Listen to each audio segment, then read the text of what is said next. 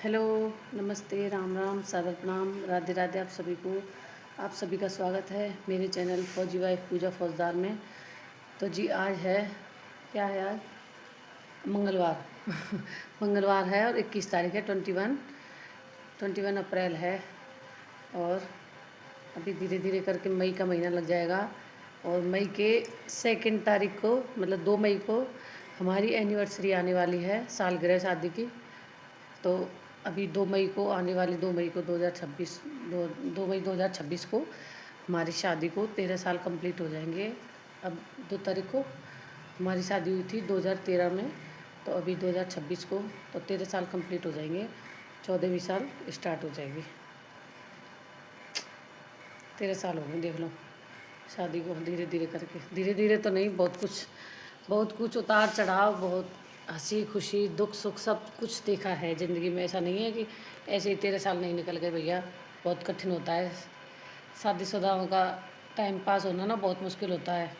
1 साल 2 साल 3 साल धीरे धीरे करके बड़ा वो होता है, धीरे धीरे कर, लेकिन फिर आदत पड़ जाती है सबको उसी हिसाब से, उसी माहौल में ढलने की और रहने की, सहने की। बहुत कुछ सीख जाती हैं लड़कियां।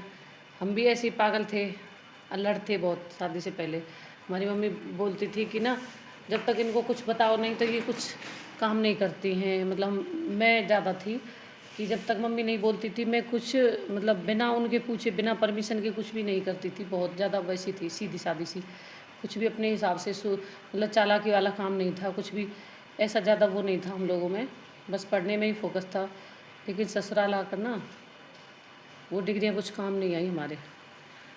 ससुराल में तो भैया घर गृहस्थी निभाने के लिए ना अलग ही सिस्टम होता है, अलग ही कोर्स होता है उसके लिए। जो हम लोगों ने नहीं किया था, वो अभी हम धीरे धीरे करके सीख रहे हैं, माहौल में डल डल के, धीरे धीरे करके। साल दर साल ना नई नई डिग्री आती जा रही हैं। धीरे धीरे हम लोग ज्ञान लेते जा रहे हैं, पढ़ते जा रहे हैं अच्छे से। तो यही है शिक्षा का मंदिर ससुराल। ससुराल ये शिक्षा का मंदिर, सच बात है। मायके से तो ना खाली दिमाग लेके आती हैं लड़कियाँ।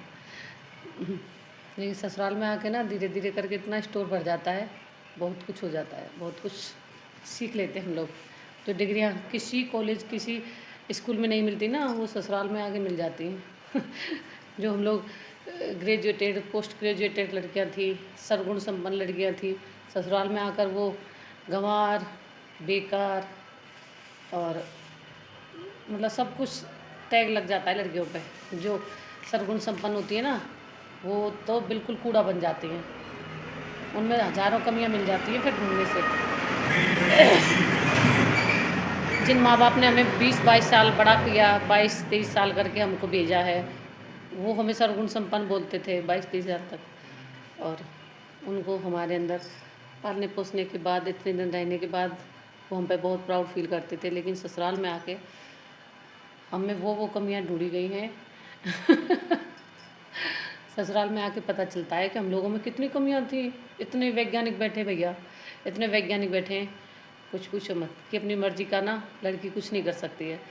बोलते ही समय कि दिखने में ना सबको ऐसा लगता है कि लड़कियां बहुत आज़ादी में जी रही हैं, बहुत अच्छे से रह रही हैं, लेकिन वो अंदर वाली चीज़ें ना कोई नहीं समझ सकता लड़कियों की।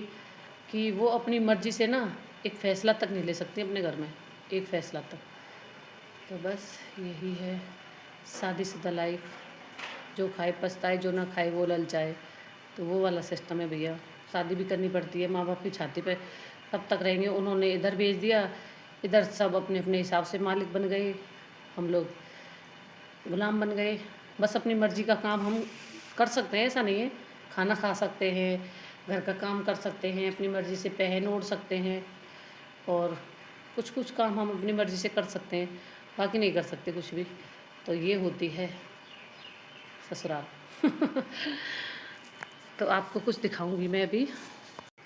ये देखो, ये है मेरी कहीं जाने की तैयारी थी। कल अपने मायके शादी थी, मेरे मायके में भतीजी की, मतलब बड़ी ताऊ जी की पोती की शादी थी। तो उसमें जाने के लिए सारी तैयारियां करी थी।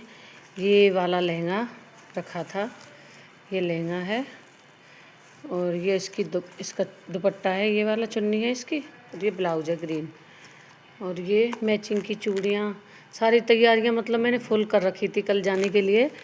और ये कुछ कुछ सामान है इसमें, और ये सारा कुछ कल मैंने रेडी किया था कि हम लोग शादी में जाएंगे। लेकिन आपको बताया ना अभी, तो ये होती है भैया ससुराल, कि अपनी मर्ज़ी से ना आदमी अपने माँ बाप के घर भी नहीं जा सकता। ये होती है ससुराल। अच्छा नहीं लगता बहुत, मतलब वो होती है कि किसी अगर पंछी को आप पिंजरे में कैद कर लो और उसकी आज़ादी छीन लो तो वो फड़फड़ाता है अंदर से, और अच्छा नहीं लगता मतलब। पर कोई बात नहीं, है ना, ये सोच के चला लेते हैं कि कोई बात नहीं, घर गृहस्थी है भैया, निभाना ज़रूरी है, बात बढ़े नहीं। और क्योंकि इन चीज़ों से ना हम लोग तंग आ चुके हैं, काफ़ी टाइम से तंग आ चुके हैं, तो इसीलिए इन चीज़ों को ना मैं ज़्यादा वो नहीं करती, मतलब अपने ऊपर हावी नहीं होने देती हूँ। अब क्यों नहीं हावी होने देती हूँ, मैं छोड़ देती हूँ सारी चीज़ें। अब इसीलिए छोड़ देती हूँ क्योंकि ना ये चीज़ें काफ़ी सालों से ट्राई कर रही हूँ मैं, काफ़ी सालों से ये सब चल रहा था कि सब कुछ अच्छा हो जाए, सब कुछ ठीक हो जाए। लेकिन सब कुछ अच्छा होने की बजाय और ज़्यादा मतलब उसमें प्लस होता जाता है, बढ़ता जाता है। ऐसा कभी नहीं होता कि किसी को भी आप अपने विचारों के द्वारा, अपने व्यवहार के द्वारा ना किसी इंसान को आप प्रभावित नहीं कर सकते, चाहे आप कितने ही एजुकेटेड हो, कितने ही पढ़े लिखे हो। जिसने आपके बारे में जो धारणा बना ली ना, वो आप पूरी ज़िंदगी घिस घिस के मर जाओ, पूरी ज़िंदगी आपको आप समझा समझा के मर जाना। लेकिन उस इंसान को ना कभी जो चीज़ें नहीं समझनी होंगी ना, तो वो ऊपर से ही जाती हैं, वो समझना नहीं चाहते, मतलब ये है। तो बस यही है थोड़ी सी बात मेरी। कोई बात नहीं, ज़िंदगी है, चलती रहती है। बेटियों को कंप्रोमाइज़ करने के लिए ही भगवान ने शायद बनाया है। किसी किसी का भाग्य इतना अच्छा होता है, सौभाग्य। मैं सोचती हूँ कि मेरी बेटी का भाग्य इतना अच्छा हो कि कोई बात नहीं, जो कुछ हम लोगों ने देखा है, जो कुछ अपनी ज़िंदगी में मतलब सामना किया है, वो सारी चीज़ें हम तक ही रहें। नहीं चाहते हम कि हमारी बेटियों तक 1% भी ये सारी चीज़ें हों।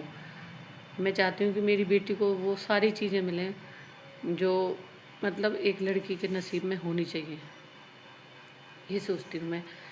तो अब पता नहीं ये वीडियो में डाल पाऊँगी कि नहीं, पहले मेरे को ये देखना पड़ेगा कि मैंने कुछ इमोशंस के चक्कर में कुछ ज़्यादा तो नहीं बोल दिया। अभी तो खैर कुछ बोला भी नहीं है मैंने, खैर। तो बस भैया, जिसकी जैसी धारणा बन जाती है ना, तो वो अपने दिमाग में वैसे ही बना के बैठ जाते हैं। तो बस यही है। और मेरी छोटी बहन गई थी शादी में, भतीजी की शादी थी, मतलब मेरे बड़े भैया हैं, ताऊ जी के बेटे, उनकी बेटी की शादी थी, भतीजी लगती है हमारी। तो मेरी छोटी वाली सिस्टर गई थी शादी में, मेरा बेटा गया था और मैं नहीं जा पाई।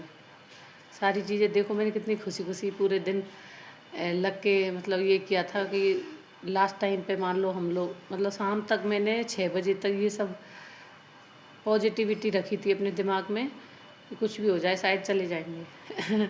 एक होता है ना, उम्मीद पे दुनिया कायम है, तो वो थी मेरे को कि शायद 6 बजे तक हम लोग चले जाएंगे। ये चीज़ें ना लोगों के तब समझ में आती हैं। हम भी अल्लड़पन में थे पहले, हमारी मम्मी खूब बोलती थी कि बेटा थोड़ा सा दिमाग लाओ। ये चीज़ें ना तब समझ में आ जाती हैं जब इंसान के ऊपर खुद चोट पड़ती है ना, तब उसको समझ में आ जाती है। या तो वो खुद माँ बाप बने, या फिर उसके खुद के बेटे बेटियों के ऊपर बात आती है ना, तब जाके इंसान संभलता है। लेकिन कुछ इंसान ना तब भी नहीं संभल पाते हैं। कोई बात नहीं, जिसका जैसा नसीब। मैं ज़्यादा इमोशंस में बह ही जा रही हूँ। तो आप सभी का धन्यवाद देखने के लिए।